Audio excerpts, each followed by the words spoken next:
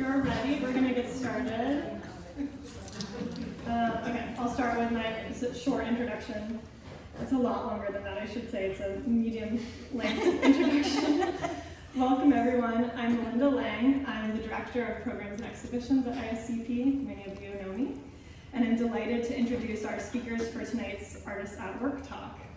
ISCP Artist in Residence, Cullen Washington Jr. is joined by curator David Max Horowitz. Cullen will present on his painting practice and speak with David about the relationship between his works and the legacies of abstraction, as well as the centuries-old tradition of using light as subject matter and finding inspiration from the natural world. Cullen will also describe his thinking around matter and light in his paintings, which he calls terra-chroma. Cullen Washington Jr. is a New York-based artist, originally from Louisiana. He creates abstract paintings that convey the feeling of the divine in nature. Cullen has exhibited work at the University of Michigan Museum of Art, Queens Museum, New York, Contemporary Arts Museum in Houston, Texas, Saatchi Gallery in London, and the Studio Museum in Harlem, here in New York, of course. And he is the inaugural first-time recipient of ISCP's Helen Frankenthaler Foundation Residency. David Max Horowitz is an assistant curator at the Solomon R. Guggenheim Museum here in New York, where he organizes exhibitions and supports the management of the museum's collection. He was the curator of John Dubuffet Ardent Celebration and Marking Time, Process and Minimal Abstraction, as well as the co-curator of R.H. Quitman's exhibition, the title of which I don't know how to say. Plus X. Plus X, okay. Chapter 34 also? Yeah, okay. So everyone needed that title. All wonderful shows. He also was part of the curatorial team of on Hilma Afklint paintings for the future, and Agnes Martin, and as well as the Guggenheim collection shows for Brancusi's work and early modernism. And then I want to take a moment to thank the many supporters for ISCP who make our Artists at Work series possible. First, the Helen Frankenthaler Foundation, of course, the Hartfield Foundation, Milton and Salary Avery Arts Foundation, New York City Department of Cultural Affairs in partnership with the City Council, Brooklyn Borough President Antonio Reneso, New York City Council District 34, New York State Council on the Arts with the support of Governor Kathy Hochul and the New York State Legislature, James Rosenquist Foundation, Van Buren Charitable Foundation, and William Talbot Hillman Foundation. Okay, so we will leave a few minutes at the end for a Q&A with the audience. And Cullen has also invited you all to join him in his studio for a conversation to look at the works in person. Always the best way to do it. So please, if you have time after, you will all go together to Cullen's studio. Thank you all so much for coming tonight, and I mostly want to thank Cullen and David so much for speaking with us this evening. Yeah. Really looking forward to it. Thank you.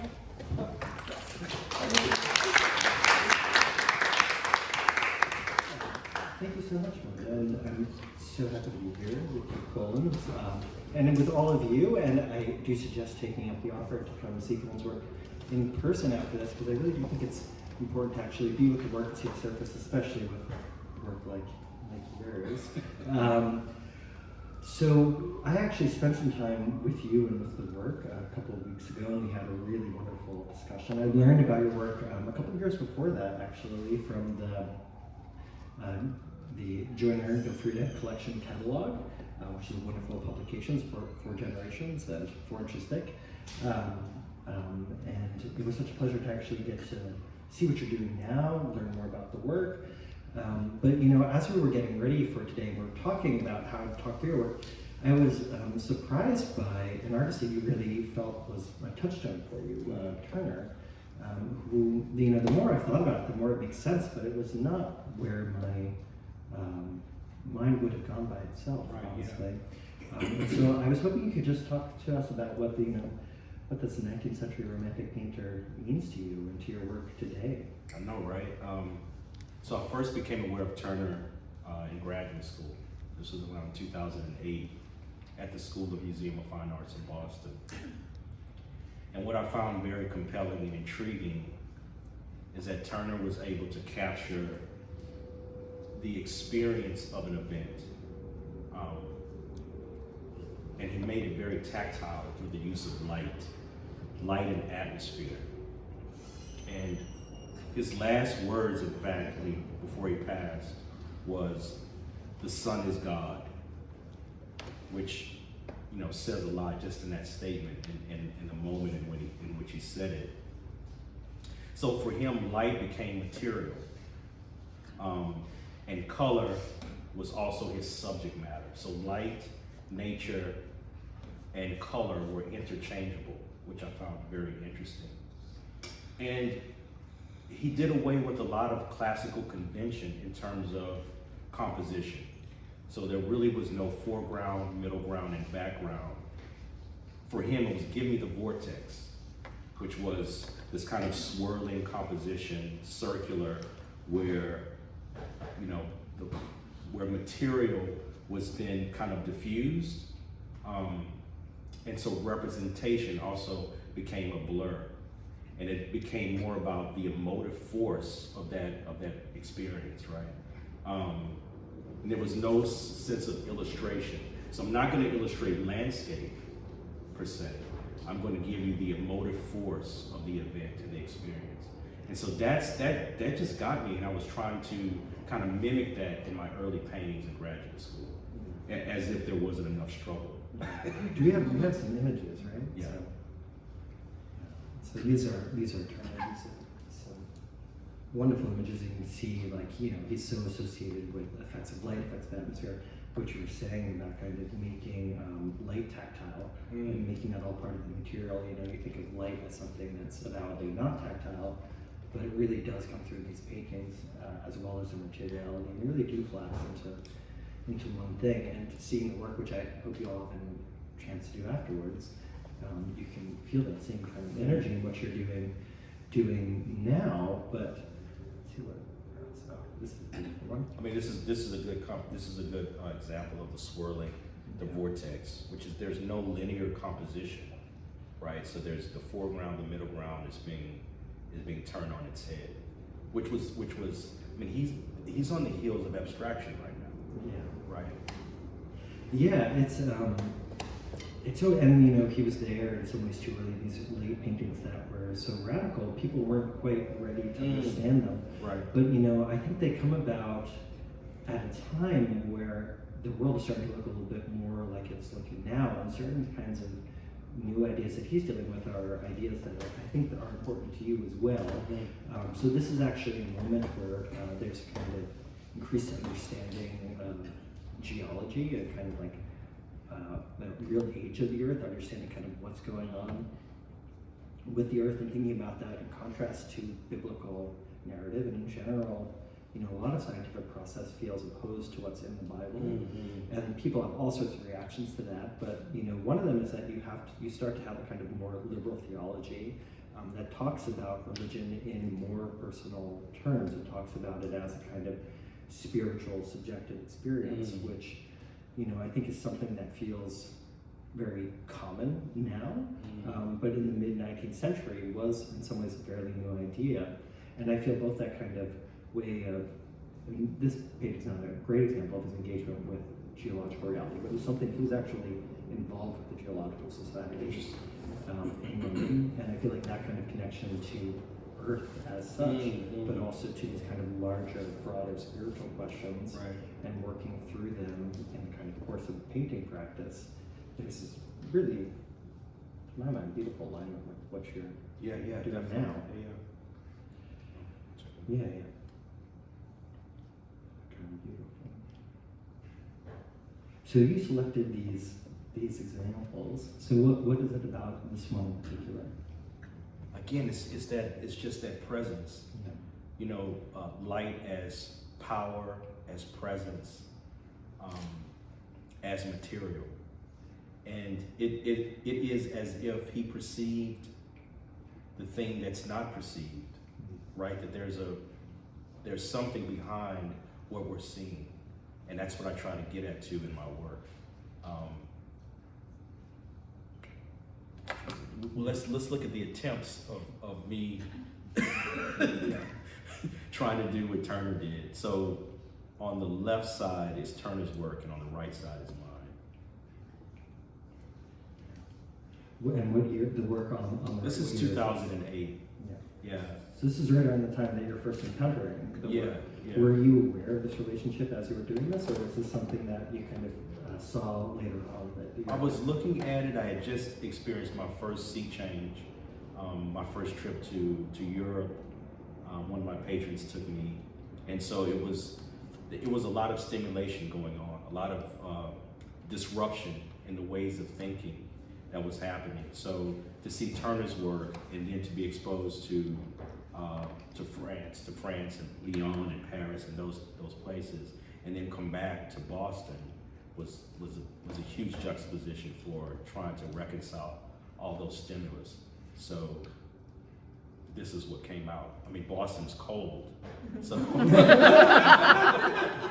so on the right side you see an icy road. Of course, you know, Turner's painting is about a train. Yeah. And to your point about the things that were going on during that period. Yeah. You actually mentioned a William Hazlitt quote to me. And it was a description. It was actually a description, I think, of a painting with a lot of snow in it. I think it was like Animal Crossing Mountains. That's not quite right, but it's something in the neighborhood. And well, let you say it if you remember. All is without form and void. Someone said of his landscapes, they were pictures of nothing. Yeah. And so I was like, yeah, they, you know, to deal with abstraction, that was right on point. They had to be about nothing in order for him to communicate the experience of an event. Yeah, but there is still a little bit of something in these works, and I know your work from now, you know, it really is kind of working kind of purely abstract mode. But around 2008, in these earlier works, and these are Turner's, you are still working through kind of figurative imagery. I think we have. Oh yeah. Well, let's take a second. Beautiful with another great example of the vortex is kind of working clouds, and you can really kind of feel that inner luminosity even within the slide. You can see on the right side of the painting there's these little towns that I saw when I was in France, you know. But then you also see Turner's influence in the swirl of the vortex. Yeah, this is a lovely example.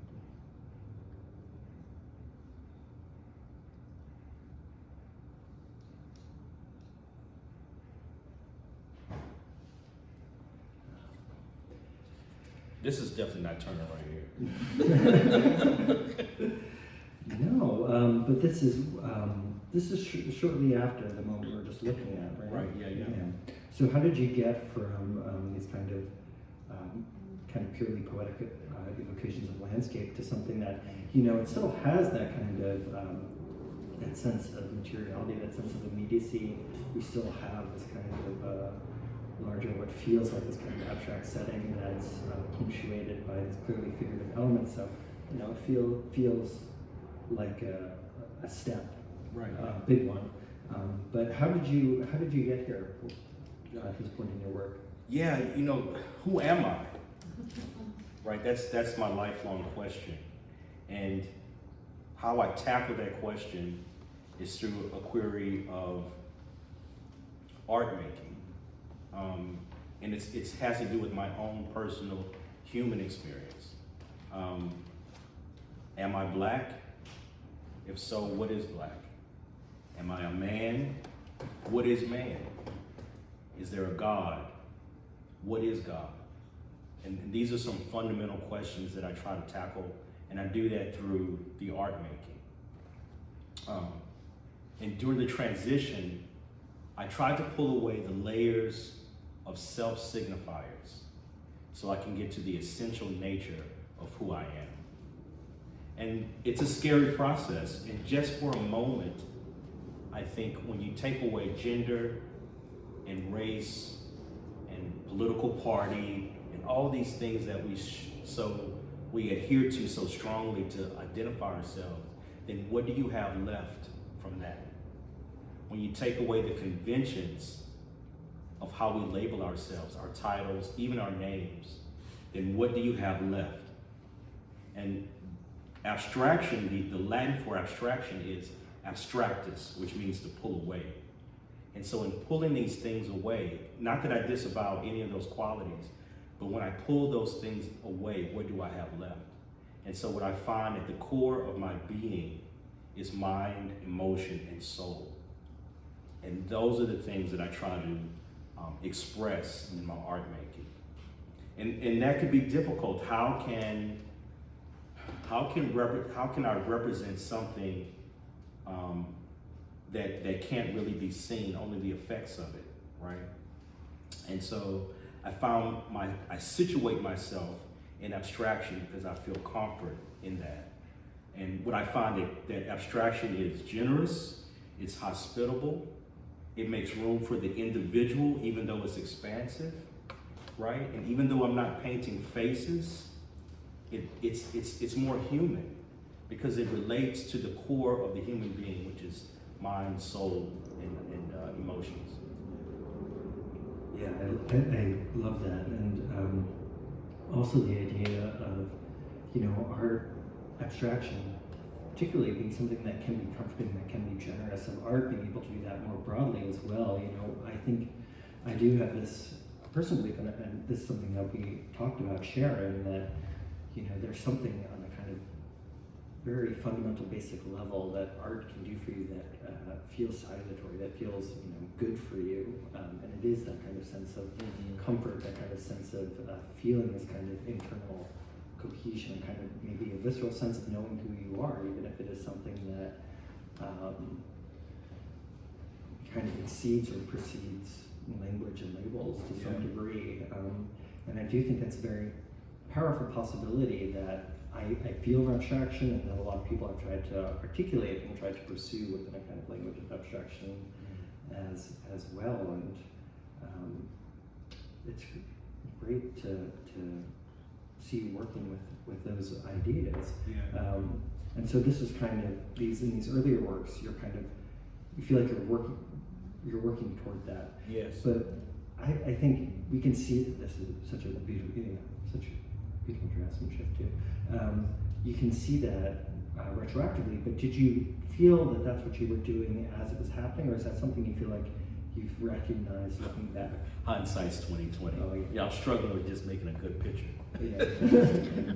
But you can see that I start to move away from identity politics and start to move more into formalism. Mm-hmm.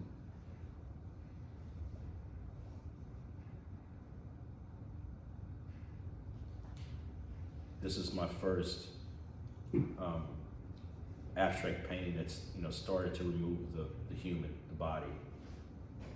And so then symbols became stand-ins. Symbols are more plural. What kind of symbols? So in this one, I think the name of this one is Star Wars in 3rd Street. So Star Wars represented the macro. 3rd Street was a street in my neighborhood. It represented the micro.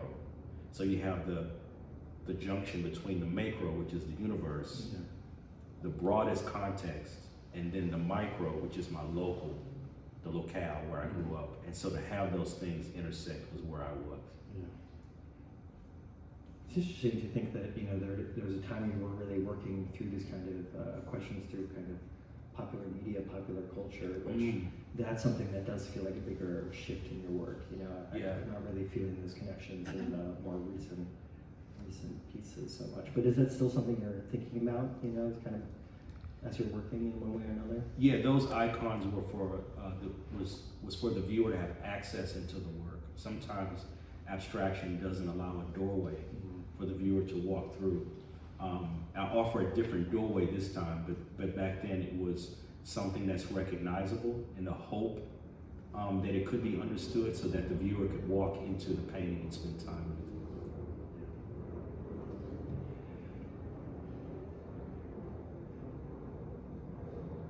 I have a personal fondness for unstretched shaped canvases. So These are actually the first kind of works that I encountered in reproduction. And, you know, it's just, yeah, I really do like this. It's this kind of moment, I think, that you see this art that starts to, some of the kind of precedents that I feel for this, you know, like loving Alan Shields, Howardina Pindell, you know, Richard Tuttle to some degree, you know, that they're kind of working in this moment where I feel like they are working really synthetically and freely, that they're kind of working in a moment that that kind of idea of kind of modernist progress is no longer really a viable narrative for abstract painting. I feel like almost every mode of art making has gotten there, but in a way abstract painting, because it had been so dominant for a couple of decades, got there first to that kind of point of crisis. You know, everyone like all that kind of famously like painting is dead in the 1970s kind of talk. But like obviously that's not true. But I think that now looking back on that kind of work and seeing you kind of, and I don't know if you were engaging consciously or just kind of converging on some of those ideas, but this kind of, you know, this kind of material flexibility, this kind of welcomingness, you know, there's something in that unstretched that feels to me that like, you know, it simply is more portable. It also in some way feels more casual, which I think makes work feel more open and more approachable, at least to my mind. But I don't know, well, now we're on paper, but, you know, yeah. I don't know, do you have any thoughts on the unstretched and what you were doing when you were doing that kind of work? It was about economy. Yeah. I had to store it. These are big paintings. Yeah. And so I learned in graduate school, like, yeah, you better be economical about what you're doing. Yeah. So yeah, I would do unstretched canvases because I just wanted to get to the meat of the process. I hated making stretchables. Yeah. And so that also allowed me to go off the edges. Again, this is about, you know, Turner's influence was about loosening that grip on convention. So if I took the canvas off the stretcher boards, I could go to the outskirts and beyond of the conventions of painting space, right? Yeah, kind of tentacles into the world we inhabit. Which I think that loose painting does that as well. It doesn't kind of set up that window in the same way. Right. Yeah. Definitely. Wanna go on? Yeah. Go ahead.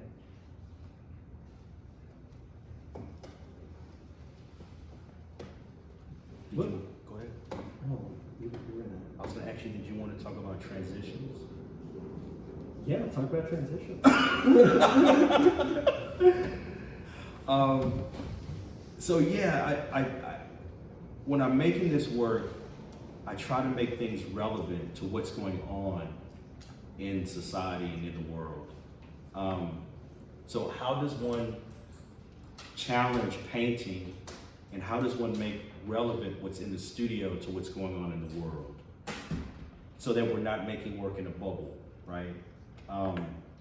And so how does what I'm doing in the studio like challenge any notion that's going on?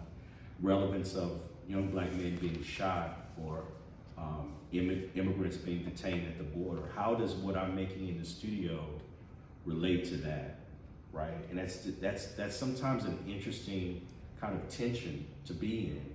I'm not really a protester, but the quiet protest happens in the studio, and when that work is taken into the public.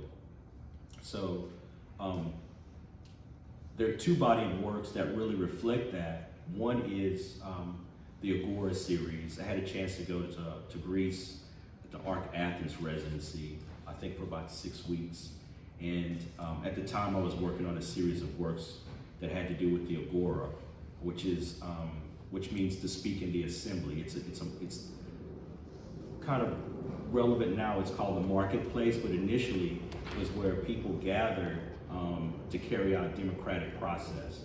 And so when I was in Greece, I had a chance to actually be in the first Agora, and this was a time when there was a lot of socio-political upheaval going on in America, as if it's not happening now.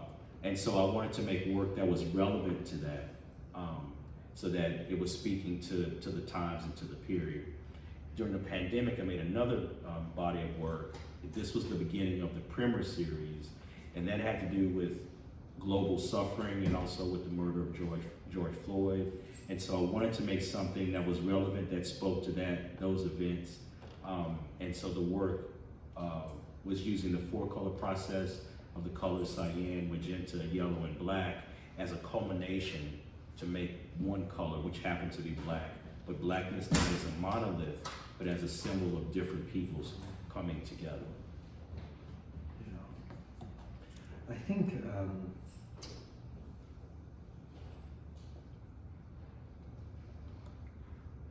I think it was Norman Lewis, and excuse me if that's not correct. Maybe someone else will know.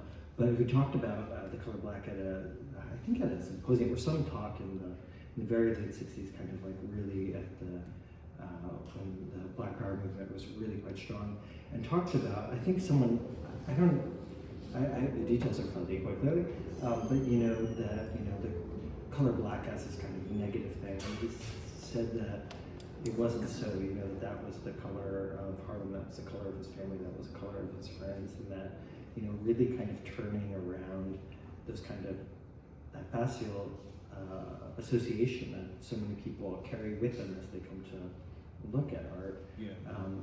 And I do think it's still something to be worked through, both in the kind of domain of art making, but more unfortunately, more importantly, in the kind of larger social domain as well. But yeah. The two do have this kind of ability to speak to one another. To coexist. Yeah.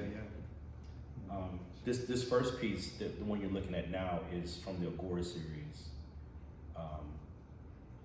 These are from the Agora series. So these are quite large. I think 9 feet by 13 feet, something like that. Yeah.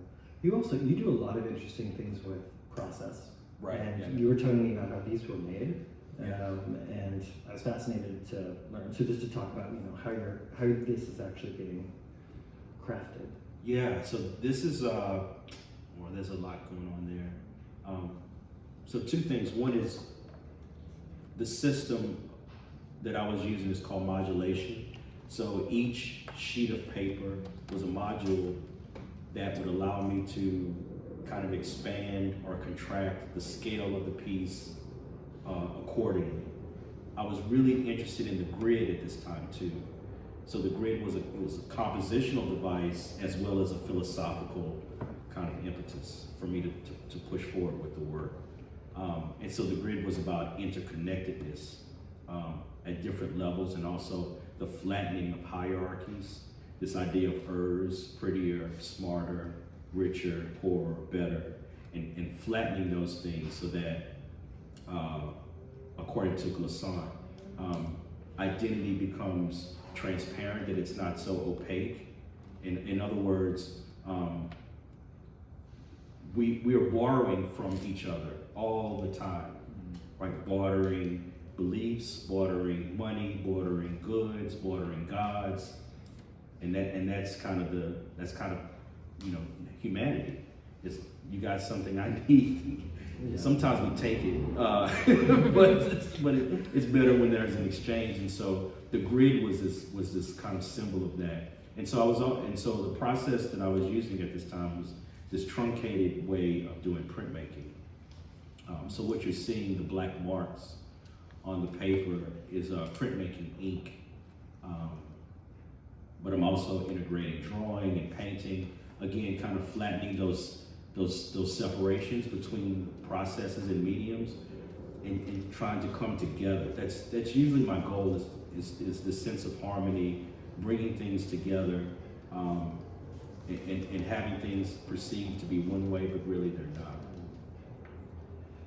It's also, I feel like there's something very democratic about printmaking itself, yes. And especially, the interesting way that you were approaching it, that it is this way of kind of making things accessible, being able to distribute something about, really kind of, just getting something out into the world. Right. And I think that there's a really nice connection between a lot of the ideas that I've heard you talk about with the grid, with this series, and with the kind of manner in which it was made, that there's this really kind of lovely alignment.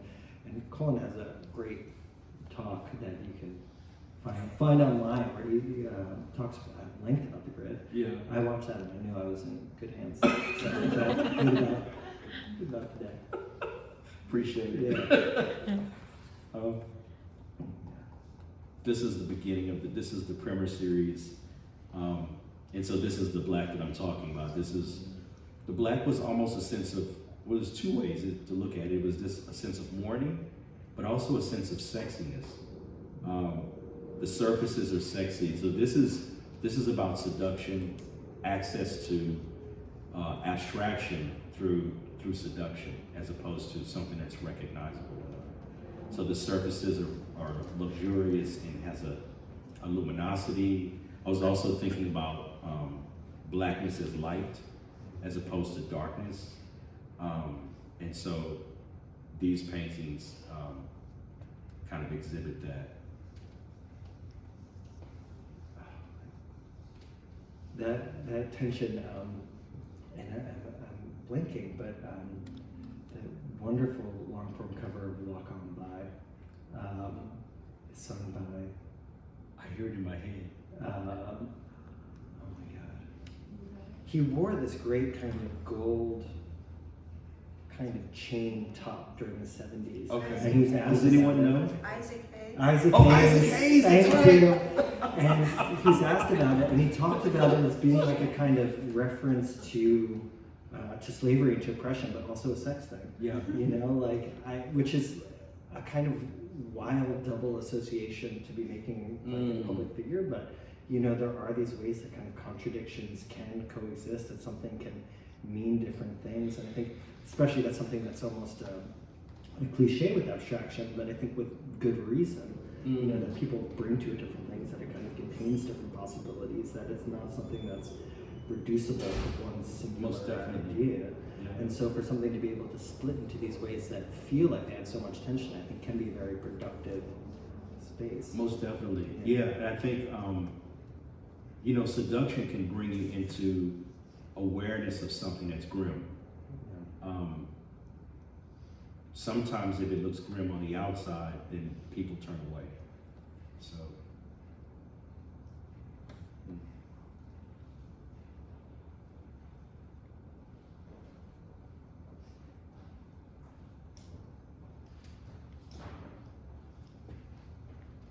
Okay, and of course these are the surfaces paper on canvas. Here we're starting to see you kind of moving away from the grid toward the stripe, which is still, I know, an important touch point Yeah. for you formally, with what you're working with now. Do you want to talk at all about that stripe? Yeah, the stripe is light, Yeah. right? I was peeping a little bit of Barnett Newman too at the time, but the stripe is light. And so, you know, light as material, again with Turner. And I don't want to get too ahead of myself, but light in contrast to the darkness is what I was really going for. And light is light, and light is color, but light is not white. Does that make sense? Yes. And so if that's the case, then blackness can be light. And so it was going back to my earlier statement about what challenges does painting address? And that was the thing I was trying to address with the stripe, right? It was trying to address blackness as seen as light, erasing fear, erasing those types of things. And so there was this underlying message that was there, but kind of pushing that or promoting that through paint. That was beautiful.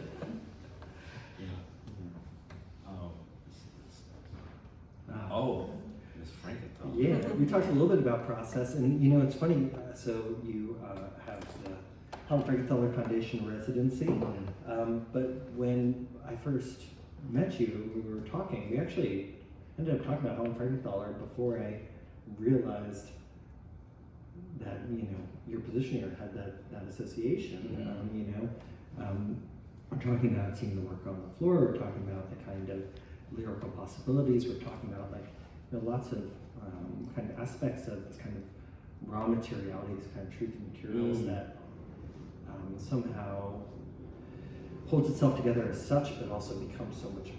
It doesn't become reductive just to those materials, but really relies on the kind of truth of those materials to get its kind of effect across to the viewer. But I thought maybe seeing your work on the floor, I'd loved hearing about the process. I'd loved hearing how you connected her process to the ways you think about process. Yeah, she's fantastic. Yeah. When using the brush, paint takes dictation from the hand. And so Helen was using the pour, which is quite different.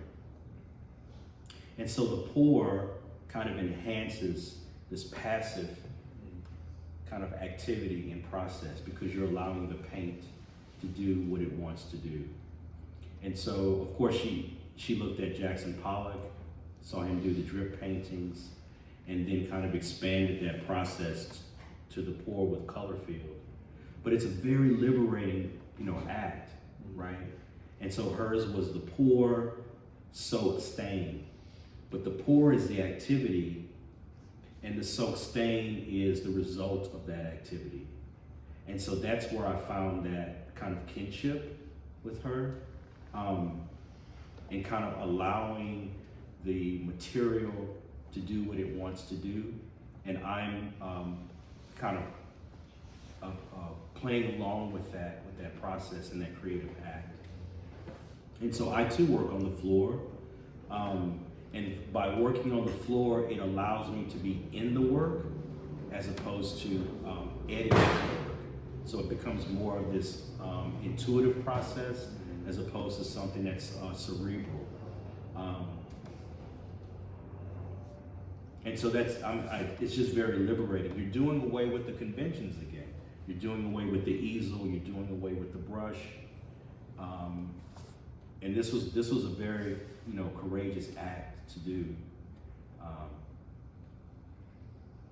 and kind of taking the responsibility off the artist's shoulders and kind of aligning with the integrity, the qualities, and the personality of what paint will do. Yeah. It's interesting, that choice of word, liberating. When Helen Frankenthaler is working in this kind of earlier years when she's really making that wonderful breakthrough, that's a point where people are really associating abstraction with freedom, and with thinking about it as this kind of ability to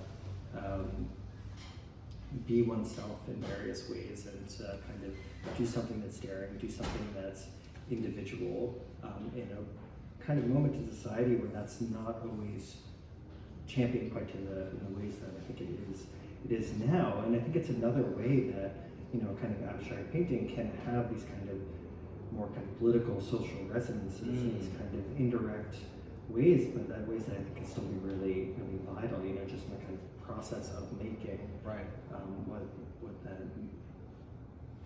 What that kind of signifies about the person who is making it, about the person who's looking at it, about how you're responding to it. I think that there's lots of possibilities there. So, I think that that feeling of liberation, that feeling of freedom, is something really, really special. Yeah, I mean, for me, I do away with the paintbrush. For me, the paintbrush is gravity and friction and air. Those are the things I use to move material around on the paper and on the canvas. Yeah. Can you talk about that in like more specific terms? So we got gravity, friction, and air. So gravity. So what are you letting gravity control? Like what Gravity is controlling the movement of the material. Yeah. But what's the material? It's pigment. It's raw pigment. It's terra. Yeah. Dry earth pigment. Yeah. So gravity is controlling that. All right. The pull. Wind is controlling that. Forced air is controlling that. Friction is controlling that. What are you using for your friction? What do you call it? Squeegee. Squeegee. Yeah. And the air, you actually have a fan in your Yes. studio. You're telling all my secrets. And that's what we're here for. But you know, it really is an interesting way to think about kind of making a painting, and I think something that, you know, she had this kind of wonderful approach to, that, you know, she's working in these like very different ways with material, and I think it's, how long has it been since you've like used a brush in your own art making? Oh wow, it's been a while. It's been a long time. Yeah. Like I said, I think it takes dictation from the hand. So removal of the hand is about removing ego. Yeah. It's about, I mean, I've been drawing since I was 3 years old, so I can draw with both hands actually. But so I know that I want to venture into territory that I don't know and challenge myself. And so it's about personal fulfillment in that. And also too, you get a result that you probably would not have gotten otherwise. But my work is philosophically driven, so we'll talk more about it later, about, you know, terra-chroma, but it's about using the material and allowing the material to kind of be itself without my interference. Yeah. So my hand is there, but I'm working in concert with what material can do. The Gutai Manifesto does a great job at explaining that a lot better. You familiar with it? Yeah. So they were, they were very well suited to the idea of having this kind of compassionate gesture with material, as opposed to having agency over it. Yeah. Right. Yeah. Can we? Oh yeah. So here Oh, we were on the floor in the earlier body. earlier body of work. And this is The studio here. Yeah, this is now. And am I coming out to say, like you see, there's also ways that you end up with an effect that is a little bit like pooling at the edges of your work. Yeah. Which surprised me, because there's not like really like a pouring of liquid. Right. But you still have something that is a kind of formal effect that is akin to that pour that is signature for Frankenthaler. I guess you can't really see it. Can't really see it there, yeah. But can you explain how that happens and like what that is? It's just about me being naughty. I don't like to follow directions, and I call them fugitive edges. Mm-hmm. And so it's just my way of like, black power against convention. Yeah. So that to break the edge, what does it mean to break the edge? What does it mean to break? You have to understand convention in order to break it. So what does it mean to break that edge? And there, going back to the shaped canvas thing, a lot of the artists who are working with that around that time are Black artists. So in addition, you have Sam Killian, you have Joe Overstreet, you have Al Loving, you have Howardina Pindell, who I mentioned earlier. Faith Ringgold is actually also working on something that's like not in abstract mode, but and working on quilts, but something similar. And there has been talk about that kind of way of that being kind of liberating from constraint. That same kind of sense of freedom that's read in relation to race and kind of exceeding that edge, exceeding that boundary. Yeah. And so there is this kind of beautiful tradition of that. And it's also an idea that you've been working with, I suppose, for some time. We saw this kind of different version, not a fugitive edge, but maybe fugitive edge. Yes, in a lot of the earlier work. Yeah. I mean, abstraction in some ways is the highest form of protest. I know that. Well, you're not bowing to either side. Convention is it's not segregated to one group, and so abstraction allows one to really query that question: who am I? And so by asking those questions, you get certain results. Those results may not have anything to do with identity, categorization. You should be, you ought to be. And so you start to answer those questions for yourself. And so to do that without representation, if there is a such thing as privilege, that is a privilege. To represent oneself from my own mouth, to call me Cullen, and self-identify, self-signify, and to do that through abstraction is, I think, it's a powerful thing.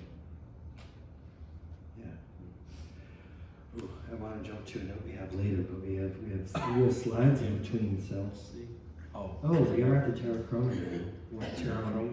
So you just talked about yourself and you know, aspects of identity and these kind of aspects of identity that I think really structure our lives, structure society, you know, that are these kind of immutable realities. But I also know that a lot of what you're working with, you know, you talked about this a little bit earlier, you know, thinking about kind of like what is that kind of essential place that I am. But you also, I think through that idea in these very kind of broad, almost cosmological terms. And when we talked, you really grounded that in these ground up pigments, and their relation to where they come from, and what they literally are. Yeah. So you want to tell us a little bit about your terra-chroma? Yeah, terra-chroma. So Dad said, son, you got to feel for God. Can be known intellectually, can be bargained with. You have to feel for God. And my dad was a theologian. He's a chaplain and minister. My best friend, and he's passed. So that's what I'm after, that divine experience through nature, through light and matter, and what I call terra-chroma. And terra means dry pigment, earth. Chroma, of course, is color. The Greek etymology is skin surface color, actually. That's what it actually meant when it was first used. And so putting those two things together, the terra and the chroma, to have a typography on my painting surface that articulates light and matter. I don't want to illustrate landscape, but use the properties that give it rise, which is light and matter.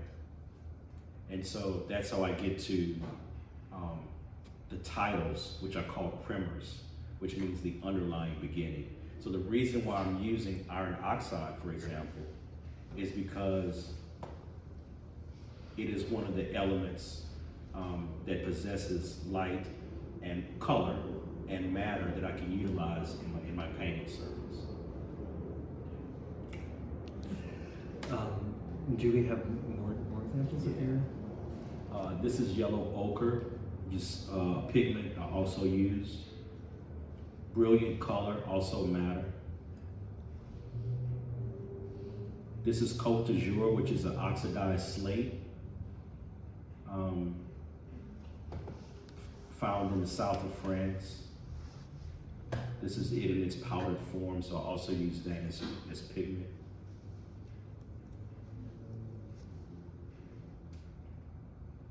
Graphite powder, I use a lot of that. This is silver. I also use soot, furnace soot. I use other types of burnt wood to get the charcoal. Oh, another Turner piece. Back to Turner. Yeah. I guess just to, you know, that kind of literal materialism of your works, you know, of that kind of, those elements, Yeah. you know, that are there, that kind of connect it back to, in a way, the kind of realities of nature, you know, is a way of thematically connecting back and again, on this kind of very essential physical level, Right. connecting back to these kind of very broad themes of nature. But talking to you, when you talk about nature, I found it's not like you're just talking about like the biosphere or like the kinds of things that are like kind of beautiful sites that like people say like, I need a Britain city, I need some nature. Right. You're talking about something much more expansive, much more kind of on the scale of Star Wars and so forth. I used to love Star Wars. But like just to kind of explain the kind of conception of nature that you have, that you're trying to connect with in your work. It's not like just the feeling of looking at a waterfall. Right, yeah. When you were talking about it, it's huge. Yeah. At the atomic level, we have a kinship with the universe, with stars, right?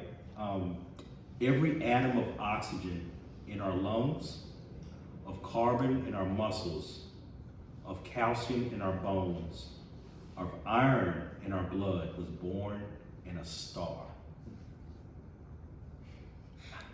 It's crazy. And so that's the level of the primer, the underlying beginning. That the majority of the elements, all of the elements in our bodies, was born in a star and spread out through a supernova. That's just, I don't know, that's just beautiful. Yeah. So nature becomes my identifier, right? The experience of nature becomes my identifier. We just had an eclipse where the moon moved between the sun and the earth. We all experienced the shift in color. We all experienced the shift in temperature. So nature is an experience, but also the human experience is a celestial experience, right?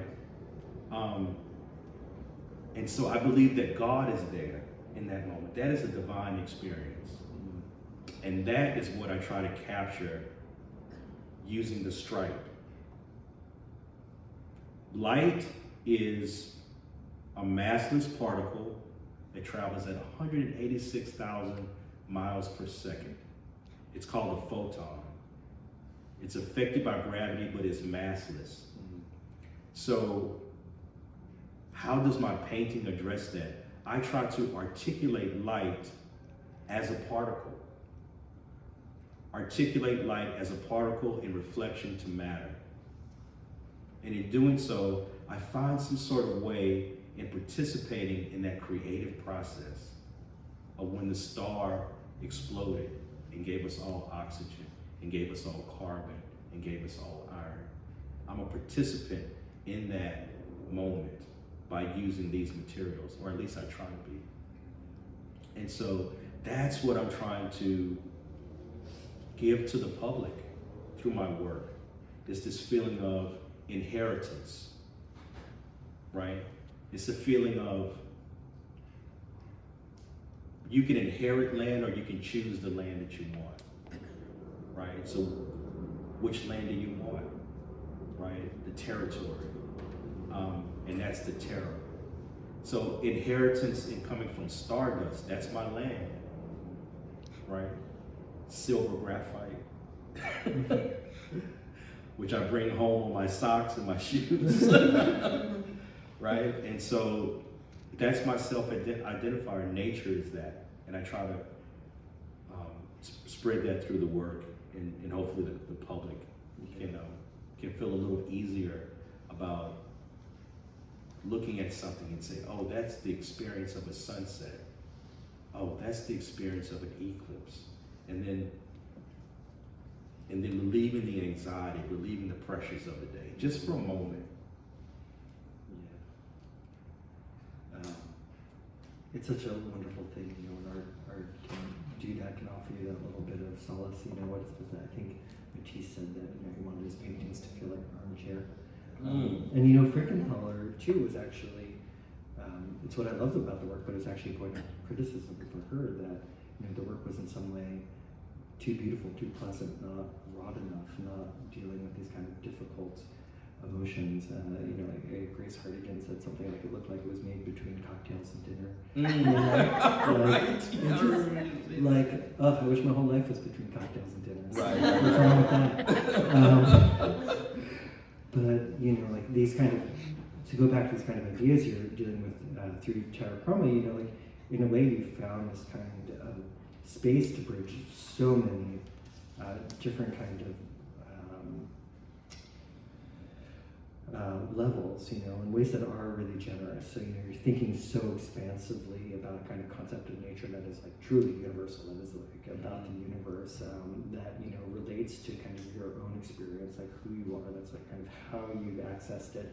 But, you also talk about the work about being about all of humanity, and you talk about, the kind of pervasiveness of these elements and where they came from, that's all of us, that yes. like, this is all of us.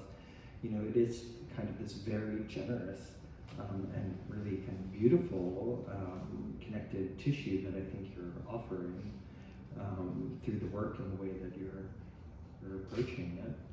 Yeah. Let's see. Okay, so Turner, and then you can still see a little bit of Turner in the work. Yeah. You can also see the fugitive edge. That's a good one. Yeah.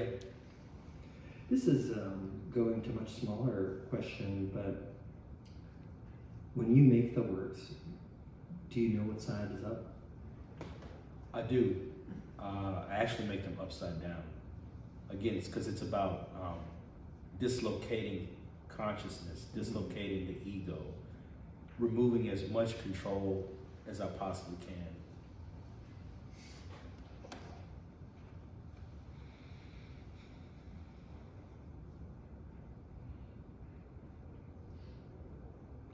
We talked a lot about the pigment, but these works are on paper, right? Yeah. And so we've seen a couple of works on paper, but you have worked on different supports. Oh yeah. So why paper now? Is it purely like its ability to interact with pigment, or is there something else about paper that's? It's less precious. It's just less precious, and I think actually as a child I wanted to be a scientist. So paper kind of allows me to do that alchemy that I want to do. Not to say that I'm opposed to canvas, but at this moment, paper is working. And most people don't know it's paper when they look at it. They often ask me, what is it? You do have this wonderful accretion on the surface, so it really builds up. Mm-hmm. It's not like you're seeing the kind of weave of the paper, the tooth of the paper. Yeah.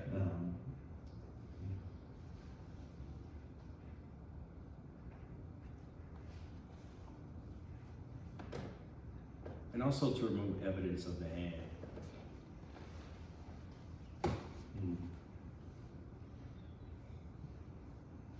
Nice detail.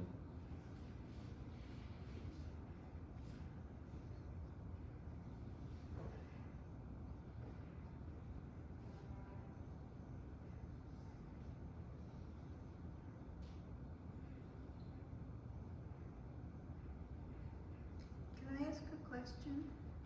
Sure. You have especially your pinks and purples and reds have this really luminous quality. Mm-hmm. And you talk about the pigment, but do you use any binder or medium? Sure, yeah. But you don't consider that, I mean, that's just to hold the pigment Yeah. together. The color is made atomized acrylic. So it's acrylic that's shot out in a spray. Okay. Again, to remove evidence of the brush, evidence of the hand. Okay. And again, trying to articulate light as a particle. So to articulate light as a particle, why not use paint particles? Because for me, the paint is the light. I'm spraying too, and I like that. It's like you get rid of the brush stroke, the signature brush stroke. It's just kind of abstract, or gets rid of the hand. Gets rid of the hand, Thank you. The spray also gets to like Olitsky and Peter Bradley and this other. That's kind of a dead end, but I somehow didn't think about that before. Yeah. It's really lovely. before we started, you know, we talked about having 5 moments to look at the work, and I told Cullen how poorly I do with silence. It's all good. So, it's all good. We're finished with slides. If you want to talk more, any questions, Oh. whatever. This is a good time for a Q&A. yeah, that's Yeah. great. You know, I didn't look at time at all, so hopefully we're No, on it's time. perfect. Oh, amazing. You know, there's a clock right across from us the whole time. I didn't look at it not once. But yeah, it'd be great to have some questions. I have another question. Okay. You talked about sort of inheritance and legacy a little bit, and you also at one point said something about me, Cullen. Does your name, do you have a feeling about your name, like that was given to you by your parents, you know, your first name? Like, is that somehow significant? Named after my dad, Okay. who was named after William Cullen Bryant, the poet, who wrote poetry about nature, about the sublime. He was friends with the Hudson School painters. Sounds pretty significant. I mean, you know, I didn't know all that at the time, but it does have some significance tied to, you know, people who had an interest in the sublime, which is kind of the awesomeness of God and nature. That's really beautiful. Yeah. I'm curious about your series. You obviously work in series. And how long has the current series been going? And are you in any way envisioning transition to a new series, or you just wait till it feels like something different is happening? What leads to that transition? So the Primer series started in 2021, and I don't feel like I've even scratched the surface. So I'll be working on that for a while, I think. There's so many colors I haven't used and so many materials that I haven't used yet. And it takes a while to actually get comfortable and understand what it's going to do in tandem with other materials that I already have. So it takes a minute. So I could see working on this for years, actually. And have you always had to put on a whole outfit to paint? I've gone to Cullen's studio when he's in the middle of painting. It's like, what are you wearing? Practically. Darth Vader. I'm just trying to take care of myself. All the oxygen in these lungs that came from a star, I want to make sure I can still breathe. Yeah, I do suit up. And you have for a long, long time. I mean, I'm using powders now, so I have to be careful with what I'm using. That's great. You know? Sorry. No, it's good. That's good. It's like a PSA, you know, like take care of yourself.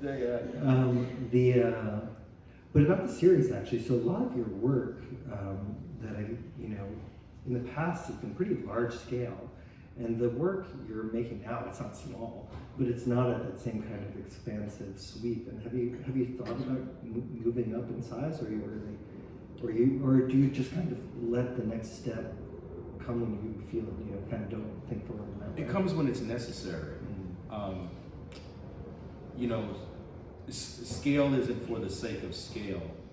And the work I'm making now feels more so, it's for the viewer. And so having something that's a little bit smaller and intimate, but also having that same thing larger in order to kind of comfort the viewer and embrace the viewer is also something that's also on the horizon for me too. But I don't try to push scale. Plus there's all types of strategies, and to make a big painting and make it nice, there's strategies that are involved too. And those have to evolve as well. Thank you. Anyone else out there have a query? No? Y'all want to come to my studio? Yeah, I was going to say maybe more time in your studio if you're willing. Yeah, definitely. Great, thank you so much. Thank you so much. Thank you. Thank you.